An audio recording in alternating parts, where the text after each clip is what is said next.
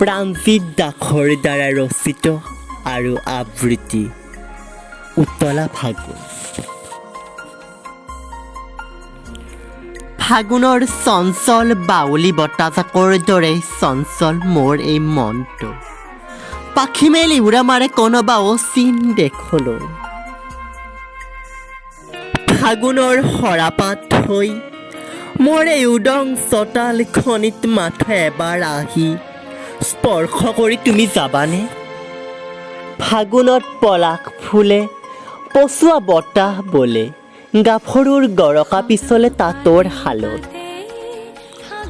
তুমি উতলোৱা ফাগুনৰ পলাশ, তোমাৰ ৰঙেৰে ৰাঙলী হৈ সন্ধিয়াৰ বৃষ্টিত পৰিঠি।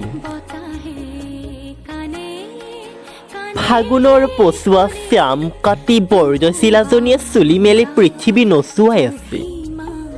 তাৰ চেৱে চেৱে বাউলী হৈ নাচ ধৰিছে গছ বিৰিখে।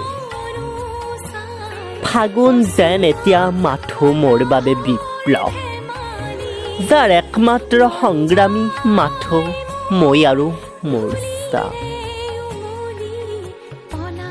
ধন্যবাদ।